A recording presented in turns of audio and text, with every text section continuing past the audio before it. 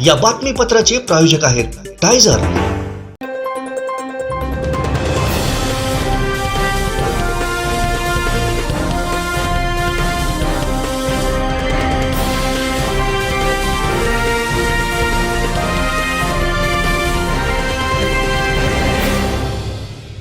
नमस्कार, आपण पाहताय कोकणचं नंबर 1 महा चॅनल कोकण लाईव्ह बातमीपत्रात आपलं स्वागत। सुरुवात करूया हेडलाईन्सना।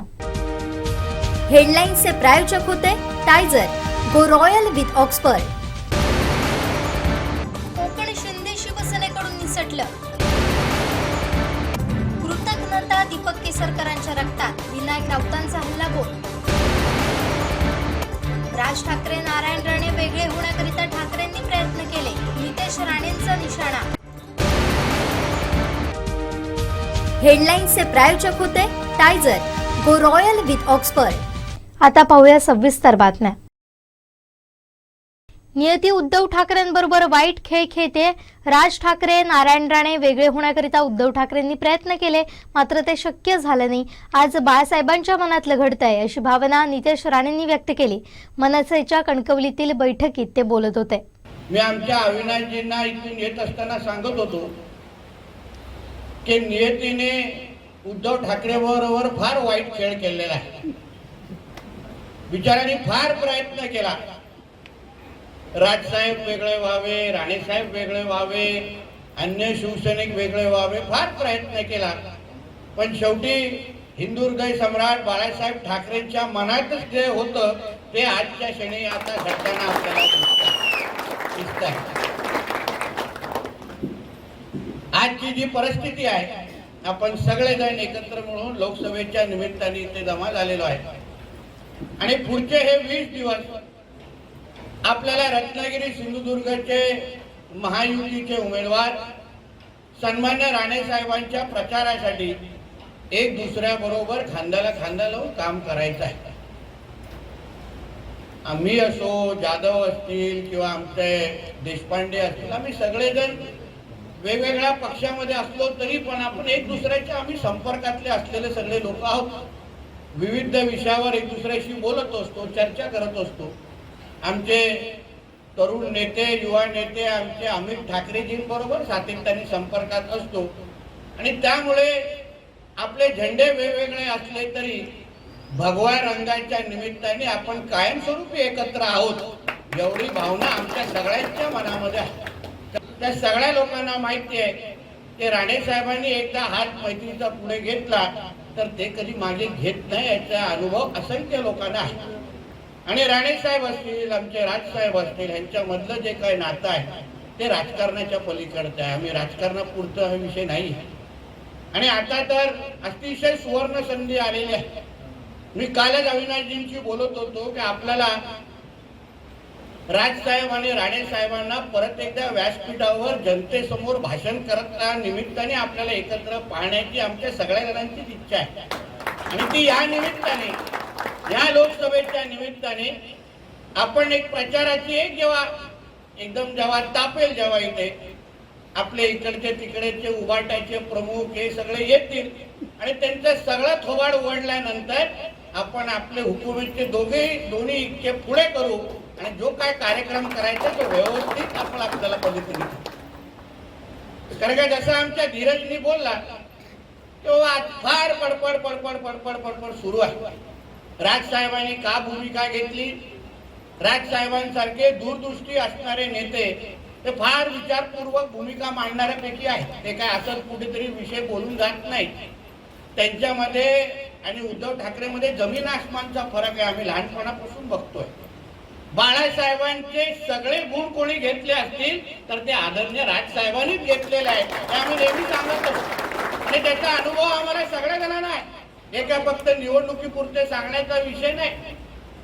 हे उद्धव ठाकरेंची काय लायकी, किती बोलतात। आज इंडियन एक्सप्रेस मध्ये कुठले तरी इंटरव्ह्यू दिलाय, पत्रकार मित्रांनी सकाळी विचारलं, महाशय बोलतात ते 19च्या निवडणुकीच्या निमित्ताने आमच्या फडणवीस साहेबांनी उद्धव ठाकरेंना आदित्य ठाकरे बद्दल बोलत असताना असं सांगितलं की बाबा मी ह्याला पुढच्या 5 वर्षामध्ये आदित्य ठाकरेला मुख्यमंत्रीची मी ट्रेनिंग देतो आणि मग मी राष्ट्रीय राजकारणात, ज्याचं विचारायचं अजूनपर्यंत लग्न जमत नाही, जो पुरुषाशी करणार आहे स्त्रीशी करणार आहे हे कळत नाही, ज्याला मेल फिमेल बाथरूम माहित नाही, जो बोलत असताना नेमकं कोण बोलते की कोण बोलतो हे कळत नाही, आणि ज्याला घरामध्ये कारकूनची तरी कोण नोकरी देईल का, तो जेव्हा मुख्यमंत्र्याची भाषा करतो ना तर फार हास्यास्पद आहे. म्हणून उद्धव ठाकरेला आता खरं म्हणलं तर जे मानेचे घेतलेले औषधं ना त्याच्यावर डोक्यावर परिणाम व्हायला सुरू झालाय ते इंटरव्ह्यूच्या निमित्ताने कळलेलं आहे. म्हणून जे काय बडबड करायचं बडबडून दे, कारण आता येईल काही दिवस आहे तो आणि त्याची बबली बंटी बबली आहे ना, उद्धव ठाकरे संजय राजाराम राऊत बंटी बबली आहे, आपसात फिरतात. आता रश्मिताईंना हे कितपत पटते माहित नाही, तर हे दोघं एकत्रच फिरत असतात. आणि मी ऐकलं एकच हॉटेलमध्ये राहतात, रूमचं माहित नाही पण एकाच हॉटेलमध्ये राहतात. म्हणजे अशा विषय अशा लोकांनी आमच्या फडणवीस साहेबांबद्दल, आमच्या राज साहेबांबद्दल, राणे साहेबांबद्दल तोंड उघडावं. या लोकांची ही लायकी आहे का की आपण या पुढच्या निमित्ताने निवडणुकीच्या निमित्ताने त्यांचा हिशोब करू. आजही मुंबईतील पोलीस नारायण राणेंची आठवण काढतात. बेस्टमध्ये नारायण राणेंमुळेच नोकरी लागल्याचं मुंबईकर म्हणतात. त्यामुळे नारायण राणेच जिंकतील, प्रत्येक मनसैनिक राणेंच्या पाठीशी राहील असा शब्द मनसे नेते अविनाश जाधव यांनी नितेश राणेंना मनसेच्या मेळाव्यात दिला. मनसेचं आहे की कोणाच्या सतत ते राजसाहेबांवर बोलतात. ते जे काय बोलले राणेसाहेब जिंकणारच, कारण राणेसाहेबांनी जे काम केलंय मागच्या 35 वर्षात ते संपूर्ण जगाला माहिती आहे, महाराष्ट्राला माहिती आहे. काल आमच्या वैभव खेडेकरांनी, मी जेव्हा बोलत होतो तेव्हा वैभव खेडेकरांनी मला एक गोष्ट सांगितली की 7,500 कोकणातली लोक बीएसटी मध्ये राणेसाहेबांमुळे लागली आणि 7,500 घरं ही कोकणातली बसवली. आजही मुंबईमध्ये आम्ही जेव्हा फिरतो तेव्हा अनेक पोलीस अधिकारी भेटतात, त्यावेळेला ते आम्हाला सांगतात की आम्हाला घर राणेसाहेबांमुळे मिळालं. ज्यावेळेला ते मुख्यमंत्री होते त्यावेळेला जी आम्हाला घरं मिळाली ती प्रचंड मोठ्या प्रमाणात मिळाली होती. आम्ही काल सगळ्यांनी शपथ घेतली, ज्याप्रमाणे तो चिपळूणचा नाचा बडबडलाय त्यानंतर आम्ही सगळ्यांनी शपथ घेतली की जोपर्यंत त्यांना पाडत नाही ना तोपर्यंत आम्ही गप्प बसणार नाही. काल मी मीडियाला पण सांगितलंय, नारायण राणेसाहेब ज्यावेळेला निवडून येतील त्यावेळेला पहिला मिठाईचा पेढा आम्ही स्वतः तुम्हाला आणून देईल. त्यामुळे आमचा प्रत्येक महाराष्ट्र सैनिक पूर्ण ताकदीने तुमच्या पाठीशी उभा असेल. आमच्या घरचा उमेदवार म्हणून आम्ही काम करू आणि राणे साहेबांना निवडून आणू, हा आमचा शब्द आहे तुम्हाला. धन्यवाद. कणकवलीत मनसेची बैठक झाली. या बैठकीला भाजपचे आमदार नितेश राणेंनी हजेरी लावली. मनसेनं आता महायुतीला पाठिंबा दिल्यामुळे नारायण राणेंच्या प्रचारासाठी मनसैनिक मैदानात उतरले. बैठक पार पडल्यानंतर मनसे नेते अविनाश जाधव आणि आमदार नितेश राणेंनी पत्रकारांशी संवाद साधलाय. पाहूया. नाही, काल आमची रत्नागिरीची बैठक होती. सो त्या बैठकीदरम्यान माझी आणि नितेश राणे साहेबांची भेट झाली. तर त्यांना मी सांगितलं उद्या आमची इथे बैठक आहे, तर ते म्हणाले मी पण येतो. सो मला असं वाटतं की आज ज्या पद्धतीने त्यांनी आमच्या सर्वच महाराष्ट्र सैनिकांना मार्गदर्शन केलेलं आहे आणि त्यांनी नक्की भविष्यात अनेक वेळेला असं होतं की एखादा माणूस निवडून आल्याच्या नंतर त्यांच्याकडे पाहिला जात नाही आणि त्याच्यात कार्यकर्त्यांमध्ये एक नाराजीची सुरुवात होते. सो आज त्यांनी ज्या पद्धतीने आमच्या कार्यकर्त्यांना समजवलं आहे, वचन दिलं आहे, शब्द दिला आहे की तुम्ही आत्ता आम्हाला मदत करा, येणाऱ्या जिल्हा परिषद असतील, ग्रामपंचायत असतील, इतर निवडणुकांमध्ये आम्ही तुमच्यासोबत राहू आणि निवडून आणण्याचा देखील प्रयत्न करू. सो मला असं वाटतं की हे त्यांचं आश्वासन आज आमच्या पदाधिकाऱ्यांसाठी महत्त्वाचं होतं. त्याच्या पुढे जाऊन आम्ही कुठल्याही अपेक्षेच्या पोटी ही निवडणूक लढत नाही. आमचा कुठलाही कार्यकर्ता कुठल्याही अपेक्षेने पाठिंबा दिलेला नाही. सन्माननीय राजसाहेबांचा जो आदेश आहे तो पाळण्याचं आम्ही काम करतोय आणि सन्माननीय राजसाहेबांनी एखादी गोष्ट आम्हाला सांगितली की ती आम्ही जीव लावून करतो. सो आम्हाला पूर्ण खात्री आहे की महाराष्ट्र नवनिर्माण सेना नारायण राणे साहेबांचं कोकणात काम अतिशय जोशात करेल. त्यांना निवडून आणण्यापर्यंत आम्ही शांत बसणार नाही. उतरलेलो आहे, त्यांच्यासाठीच बैठक आजची आहे. सो मला असं वाटतं की मी तुम्हाला मगाशी जसं म्हटलं, आम्ही पूर्ण ताकदीने उतरणार. गावागावात, तालुक्यात महाराष्ट्र नवनिर्माण सेनेचे आमचे पदाधिकारी कामाला लागलेले आहेत, बैठका घेत आहेत आणि जेवढे राजसाहेबांना मानणारी जेवढी लोक आहेत कोकणामध्ये त्या सगळ्यांना सांगतात. आमच्या मुंबईच्याही आम्ही पदाधिकाऱ्यांना सांगितलं की तुम्ही ज्या गावात राहता त्या गावात बैठका घ्या आणि त्या गावातल्या लोकांना सांगा की या वेळेला भारतीय जनता पक्षाचे उमेदवार नारायण राणे साहेब यांना निवडून आणायचं आहे. मोदींना पाठिंबा देण्याचा शब्द सन्माननीय राजसाहेबांनी दिलेला आहे आणि साहेबांनी दिलेला शब्द हा कधीही आम्ही पडू देणार नाही. मला वाटतं की भास्कर जाधव यांनी आमच्याकडे पाहण्यापेक्षा त्यांचा नेता जे उद्धव ठाकरे आहेत ते काँग्रेसबद्दल गेले, काँग्रेसबरोबर गेले, जे आदरणीय बाळासाहेब म्हणाले होते की काँग्रेसबरोबर मरीन पण काँग्रेसबरोबर जाणार नाही. शरद बाबूवर विश्वास ठेवू नका.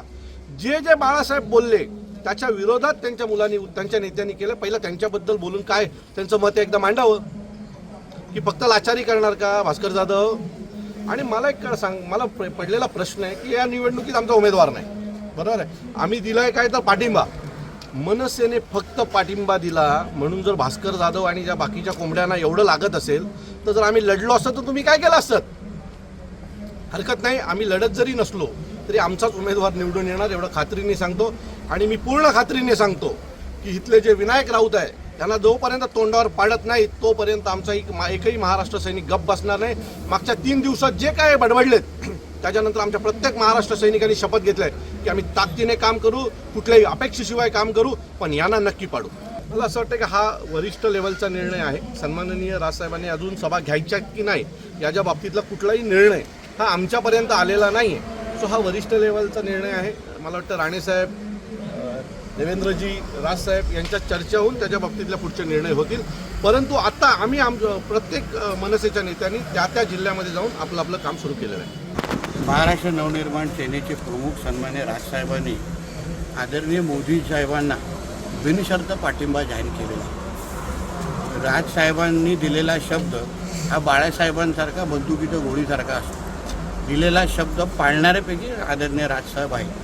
आणि त्यानंतर आमच्या महाराष्ट्र नवनिर्माण सेनेचे सर्वच हे आमचे प्रमुख नेते सहकारी यांनी संपर्क साधून काल ते रत्नागिरीला आलेले. त्याच्यात वैभव खेडेकर पण होते, आमचे अविनाश जाधव होते, राणे सगळेच होते. आणि तिथेच आमचं ठरलेलं की बाबा जसं काल रत्नागिरीला आले तसं सिंधुदुर्गाचे प्रमुख जे नेते आहे, प्रमुख जे त्यांचे पदाधिकारी आहेत, त्याच्यानंतर कार्यकर्त्यांचा मेळावा होईलच, पण जे प्रमुख पदाधिकारी आहेत त्यांचा एक बैठक होईल आणि तिथे काही गोष्टी बोलल्या जातील आणि तिथे आपण सगळेजण एक महायुती म्हणून एकत्र यावं.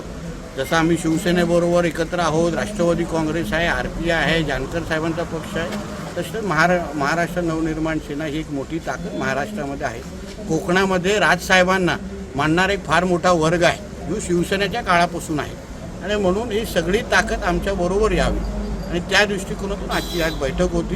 आणि त्या पद्धतीचं माझं बोलणं होतं, आमचे विचार होते कार्यकर्त्यांच्या आणि पदाधिकाऱ्यांसमोर ठेवलं आहे. आणि यापुढे आता पुढचे 20-25 दिवस महायुतीचे सन्मान्य राणेसाहेब जे उमेदवार आहेत त्यांच्या प्रचारासाठी आम्ही सगळेजण एकत्र काम करणार.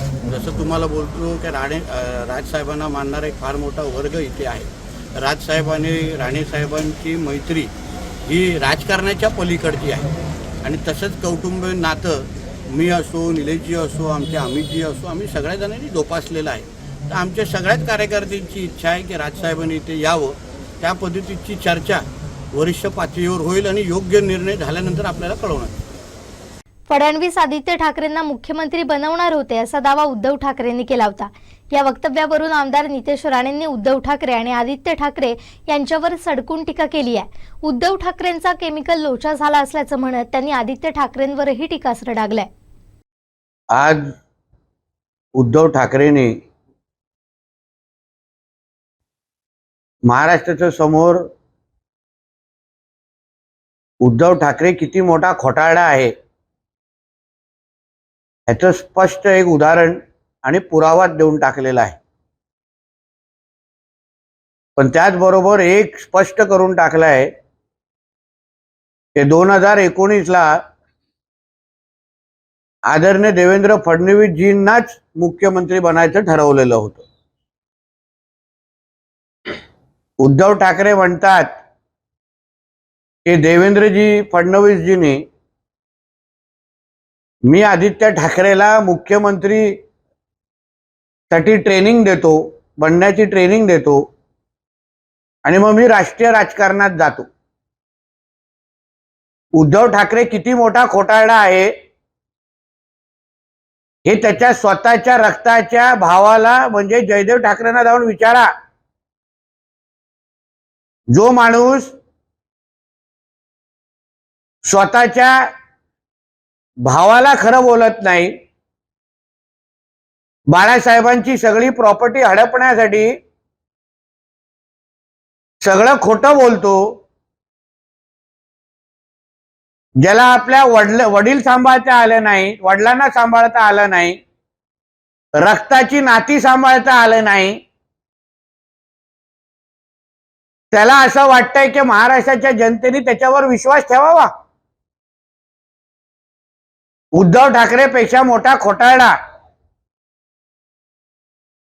या जगाच्या पाठीवर तुम्हाला मिळणार नाही. आदरणीय देवेंद्र फडणवीसजी हे अशा पद्धतीचं वक्तव्य करतील असं लहान मुलाला पण विश्वास वाटणार नाही.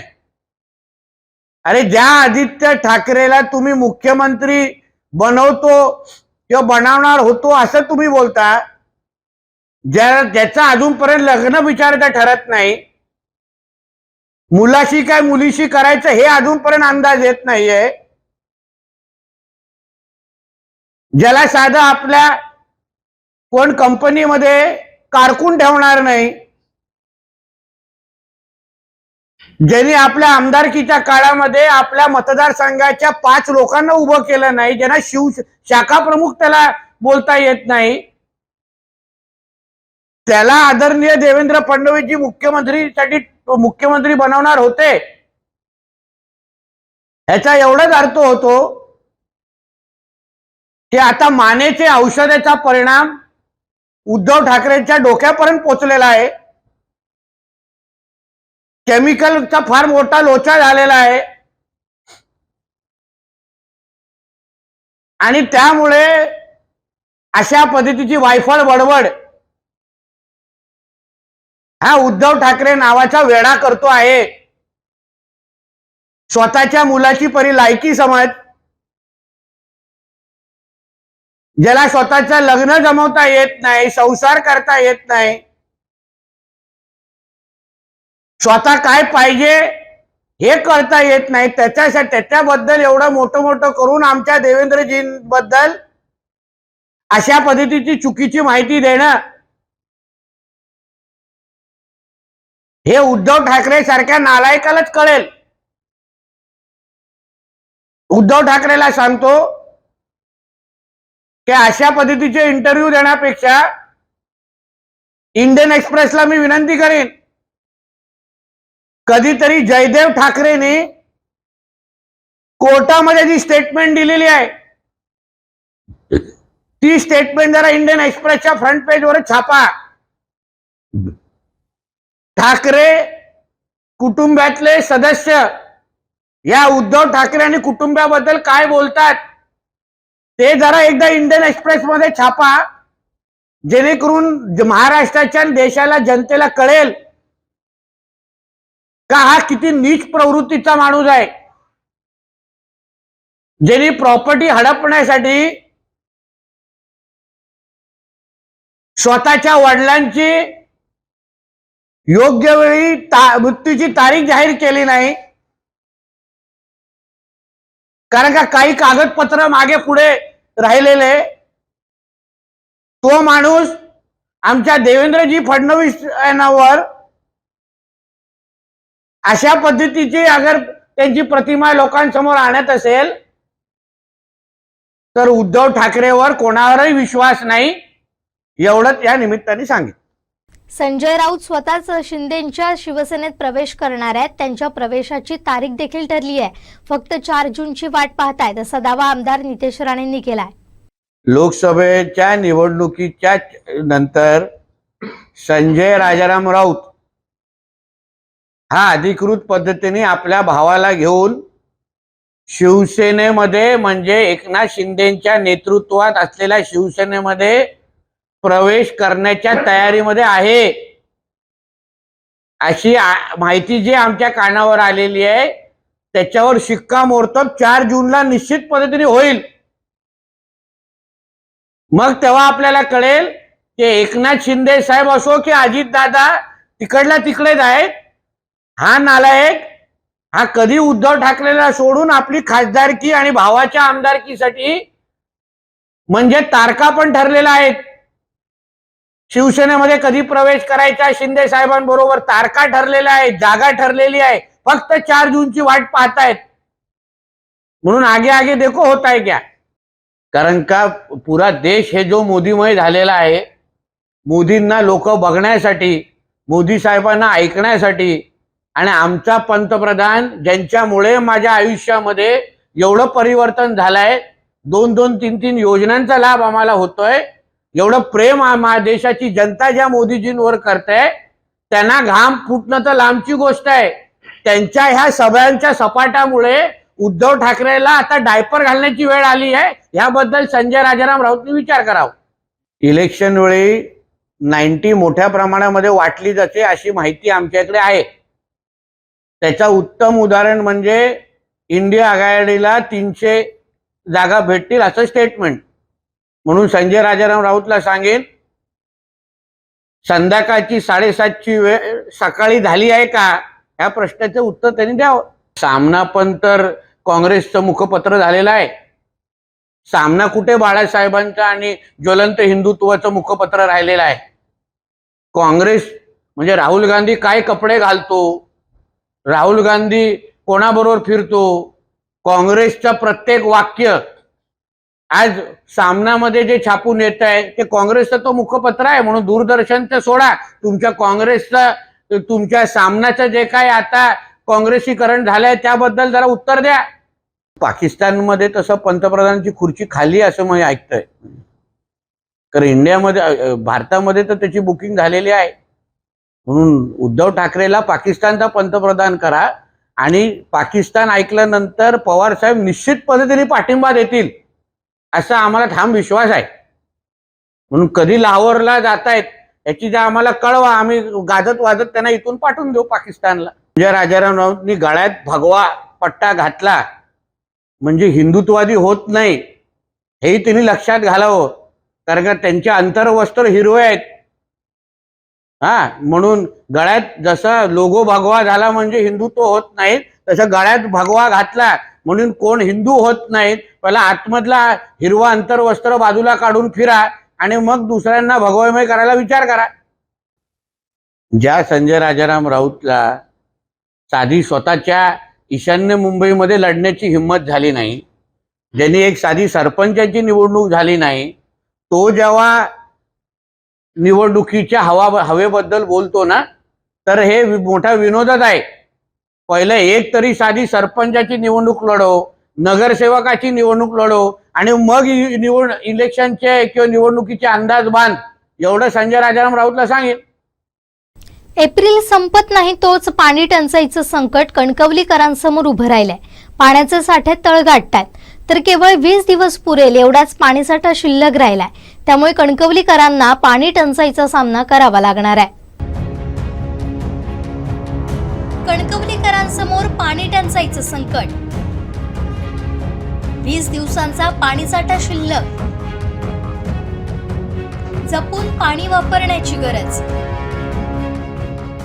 गर्मीनं अक्षरशः हैराण केलाय. दुपारच्या वेळी अंगाची लाहीलाही होते. तापमान वाढीचा परिणाम हा पाणी साठ्यांवरही होऊ लागलाय. पाणी साठ्यांची पातळी खाली जाऊ लागली आहे. कणकवली शहरातही हीच परिस्थिती आहे. त्यामुळे कणकवलीकरांना पाणी टंचाईला सामोरं जावं लागू शकतं. कणकवली शहराचा पाणी पुरवठा करणाऱ्या पंप हाऊसमध्ये पुढील 20 दिवस पुरेल एवढाच पाणीसाठा शिल्लक आहे. शहरामध्ये 1700 नळ कनेक्शन असून 30 लाख लिटर दिवसाला पाणी लागतं. सध्या तापमान देखील मोठ्या प्रमाणात असल्यामुळे पाण्याचं बाष्पीभवनही वेगानं होतंय. अशा परिस्थितीत कणकवलीतील नागरिकांना पाणी टंचाई भासण्याची शक्यता आहे. शहरातील काही भागांमध्ये 1-2 दिवस आड पाणी सोडलं जातंय. तसेच शहरांमध्ये असणाऱ्या विहिरीनं देखील तळ गाठलाय. काही नगरांमध्ये टँकरनं देखील पाणी पुरवठा करण्यात आलाय. दरम्यान शिवडाव येथील धरणाचं पाणी नदीपात्रात सोडलं जावं यासाठी नगरपंचायतीनं लघु पाटबंधारे विभागाकडे पत्रव्यवहार करणार असल्याचं सांगितलंय. मात्र आता नागरिकांनी पाणी जपून वापरण्याची गरज आहे. पक्ष बदलून पालकमंत्री केलं, अर्थ राज्यमंत्री केलं, आम्ही उपाशी राहिलो, पण तुम्हाला खायला घातलं. मात्र खाल्लेल्या ताटात घाण केलेली ही औलाद आहे. कृतज्ञता ज्यांच्या रक्तात आहे ते दीपक केसरकर, असा जोरदार हल्लाबोल करत खासदार विनायक राऊत यांनी केसरकरांच्या टीकेचा खरपूस समाचार घेतलाय. सावंतवाडी इथं श्रीदेव पाटेकरांचं दर्शन घेत त्यांनी प्रचाराचा नारळ फोडला. राजघराण्याची भेट देखील घेतली. यावेळी त्यांनी विरोधकांवर हल्ला चढवला.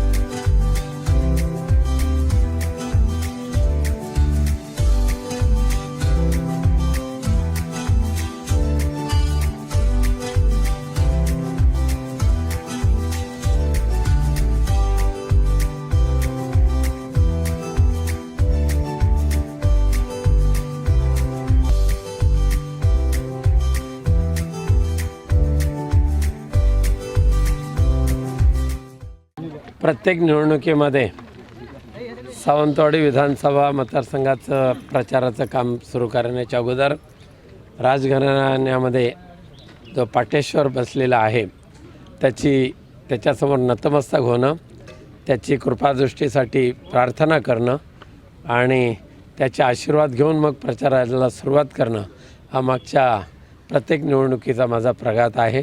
आजसुद्धा आदरणीय प्रवीणभाई यांच्याबरोबर बाकी सर्वच माझे आघाडीचे सर्व सहकारी पुरुष महिला पदाधिकारी आहेत. यांच्या समवेत आम्ही पाटेश्वराकडे प्रार्थना केलेली आहे की भारत मातेच्या रक्षणासाठी जे आम्ही उतरलेलो आहोत त्या भारत मातेचे रक्षण करण्यासाठी आम्हाला चांगली ताकद दे आणि या निवडणुकीमध्ये सुद्धा 100% यश प्राप्त करून दे अशी प्रार्थना केलेली आहे. ठीक आहे, फार काय किंमत देत नाही मी त्यांच्या अशा वक्तव्याला.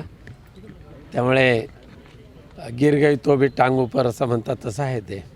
तुमच्यासारख्या पक्ष बदलून आम्ही या जिल्ह्याचे पालकमंत्री केलं, ह्या जिल्ह्याचे नियोजन मंत्री केलं, ह्या जिल्ह्याचे अर्थमंत्री केलं. आम्ही उपाशी राहिलो पण दीपकभाई तुम्हाला खायला घातलं. आता खाल्ल्या ताटात घाण केलेली तुमची औलाद, त्यामुळे तुम्ही आमच्यावर बोलण्याचा तुमचा नैतिक अधिकारच नाही तुम्हाला. सत्तेसाठी दीपकभाई किती लाचार होतात आणि किती कृतज्ञ वागतात हे अनेक वेळा दिसलेलं आहे. साक्षात प्रवीणभाई ते आहेतच. त्यामुळे कृतज्ञता ज्यांच्या नसानसात भिनलेली आहे त्यांचं नाव दीपकभाई केसरकर. त्यापेक्षा पुढे जास्त आता काही कॉमेंट्स करण्याची गरज नाही पाहिजे. ती दीपकभाईंनी दाखवून दिलेली आहे. कालचं शक्ती प्रदर्शन हे आटापिटा करून गोळा केलेलं होतं. इंडिया आघाडीचं विराट दर्शन आणि कालचं केविलवाणं दर्शन यातून आमचा विजय निश्चित झालाय. ठिकठिकाणी मोठ्या प्रमाणात प्रतिसाद मिळत असून पदाधिकारी कार्यकर्त्यांमुळे किमान 2.5 लाखांचं मताधिक्य मिळेल असा विश्वास खासदार विनायक राऊत यांनी व्यक्त केलाय.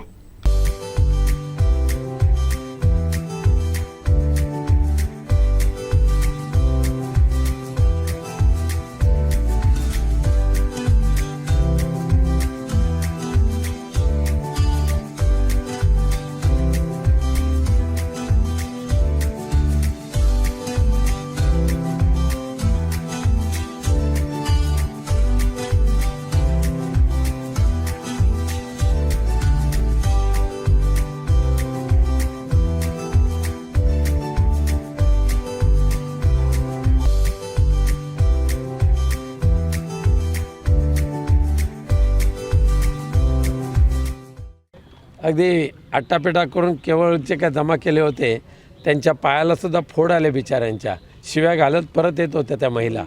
रखरखत्या उन्हामध्ये 2 किलोमीटर त्यांना चालत नेलं, चालत आणलं.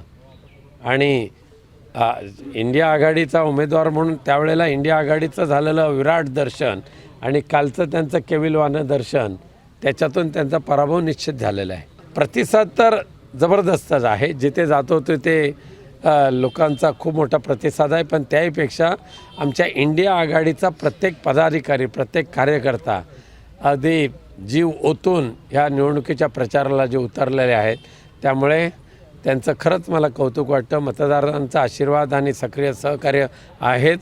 त्यामुळे विजय हा निश्चित आहे, तो सुद्धा किमान 2.5 लाखाच्या मताधिक्याने. कारागृहातील बंदिवानही समाजाचाच भाग असल्याची जाणीव ठेवत सावंतवाडी येथील सिंधुमित्र सेवा सहयोग प्रतिष्ठान या समाजसेवी संस्थेनं निस्वार्थी वृत्तीनं सावंतवाडीतील जिल्हा कारागृह वर्ग 2 येथील बंदिवानांसाठी अनेक उपक्रम राबवलेत. यात सामाजिक बांधिलकीतून प्रतिष्ठाननं या कारागृहाच्या अनेक विभागांच्या रंगरंगोटीसाठी रंग उपलब्ध करून दिल्यानं या कारागृहाचं रूपडं पालटून गेलंय. या कारागृहाला झळाळी प्राप्त झाली आहे.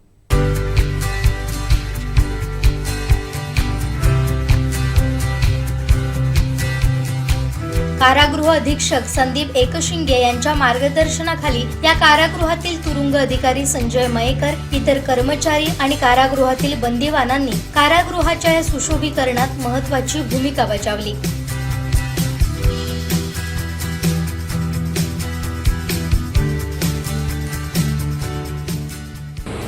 नमस्कार, मी संदीप एकशिंगे, कारागृह अधीक्षक, सावंतवाडी जिल्हा कारागृह. सावंतवाडी जिल्हा कारागृहामध्ये नेहमीच सिंधुमित्र सेवा प्रतिष्ठान सावंतवाडी यांच्या माध्यमातून वेगवेगळे उपक्रम राबवले जातात. प्रामुख्याने डॉक्टर श्री प्रवीण ठाकरे सर यांच्या माध्यमातून कारागृहामध्ये बंद्यांच्या मनोरंजनासाठी तसेच बंद्यांमध्ये सकारात्मकता निर्माण होण्यासाठी वेळोवेळी योगा शिबिरे, मेडिटेशन इत्यादी उपक्रमे राबवले जातात. तसेच नेत्ररोग तज्ज्ञ, स्किन तज्ज्ञ इत्यादी वैद्यकीय अधिकारी कारागृहामध्ये उपस्थित राहून एक वेगळ्या प्रकारचा मेडिकल कॅम्प कारागृहामध्ये राबवला जातो. त्याचा पूर्ण कारागृहातील बंद्यांसाठी नेहमीच फायदा होतो. त्यानंतर सिंधुमित्रकडून कारागृहासाठी बंद्यांच्या मनोरंजनाकरिता वेळोवेळी TV संच भेट स्वरूपात कारागृहास प्राप्त झालेले आहेत. त्यानंतर कारागृहाकडून सिंधुमित्र यांच्याकडे कारागृह परिसराचे सुशोभीकरण करण्यासाठी रंग भेट मिळावा यासाठी विनंती करण्यात आली होती. त्यानुसार सिंधुमित्रकडून कारागृहाकरिता रंग भेट स्वरूपात प्राप्त झाल्यानंतर कारागृहातील बंदी बांधव वास्तव करत असलेले बॅरेक्स, महिला विभाग, सांस्कृतिक हॉल, स्वयंपाकगृह, गार्ड रूम तसेच कारागृह परिसरातील पडवीतील भाग इत्यादीचे रंगकाम करून सुशोभीकरण करण्यात आलेले आहे. कारागृहामध्ये बंदी वास्तवात असलेल्या बॅरेकचे रंगकाम करण्यात आल्यामुळे बंद्यामध्ये वेगळा उत्साह आहे. तसेच कारागृहाचे रंगकाम झाल्याने कारागृह परिसर छान झगमगलेला दिसत असल्याने एक प्रसन्नाचे वातावरण कारागृहामध्ये निर्माण झालेले आहे. नेहमी सिंधुमित्रकडून कारागृह प्रशासनास वेळोवेळी मार्गदर्शन तसेच विविध वेगवेगळ्या स्वरूपाचे उपक्रम राबवले जात असल्यामुळे कारागृह प्रशासन नेहमी सिंधुमित्रचे ऋणी आहेत. सिंधू मित्र प्रतिष्ठान या कारागृहात अनेक उपक्रम राबवत असतं. प्रतिष्ठानचे अध्यक्ष डॉक्टर प्रवीण कुमार ठाकरे यांनी या कारागृहाच्या रंगरंगोटी करण्याबाबत प्रकर्षानं जाणीव झाली. सिंधू मित्र सेवासेवक प्रतिष्ठान स्थापनेपासूनच कारागृहातील बंदीवान बंधू आणि भगिनींसाठी कार्यरत आहे. ते सुद्धा समाजातील एक घटकच आहे असे समजून सिंधू मित्र प्रतिष्ठान स्थापनेपासूनच त्यांच्यासाठी विविध सेवा उपक्रम राबवित असते. यावेळी कारागृहातील रंगकाम करणे आवश्यक वाटल्याने कारागृहाच्या विनंतीनुसार यावेळेला सिंधू मित्र प्रतिष्ठानद्वारे कारागृहातील सर्व रूम्स, बॅरेक्स, हॉल, किचन, प्रवेशद्वार यासाठी रंग उपलब्ध करून देण्यात आला आणि तेथील पाटेश्वराचं मंदिर देखील फार सुंदर पद्धतीने रंगवण्यात आले. यामुळे निश्चितच कारागृहातील बंदिवान बंधू भगिनींच्या मानसिकतेत बदल होईल. तसेच त्यांच्या आरोग्याच्या दृष्टीने सुद्धा हे एक चांगलं कार्य झालं असं आम्हाला वाटते. ही संधी आम्हाला उपलब्ध करून दिली त्याबद्दल मी सिंधू मित्र प्रतिष्ठानच्या वतीने कारागृह प्रशासनाचे आभार व्यक्त करतो. सिंधू मित्र प्रतिष्ठाननं दिलेल्या रंगातून कारागृहातील पुरुष आणि महिला बंदिवानांचे बॅरेक आतून तसेच बाहेर, स्वयंपाकगृह, सांस्कृतिक हॉल, गार्ड रूम, मुख्य प्रवेशद्वार परिसराची रंगरंगोटी करण्यात आली. विशेष म्हणजे या कारागृहातील बंदिवानांसह कर्मचारी आणि अधिकारी वर्गानं कारागृहाच्या अनेक विभागाची रंगरंगोटी करण्यात महत्त्वाची भूमिका बजावत या कारागृहाचं सुशोभीकरण केलं. या कारागृहातील छोटेगानी पाटेकर देवालयाची रंगरंगोटी करून ते आकर्षक सजवण्यात आलं. कारागृहाच्या या सुशोभीकरणामुळे 4 भिंतींनातील हे कारागृहाचा परिसर प्रसन्न आणि आनंददायी बनलाय.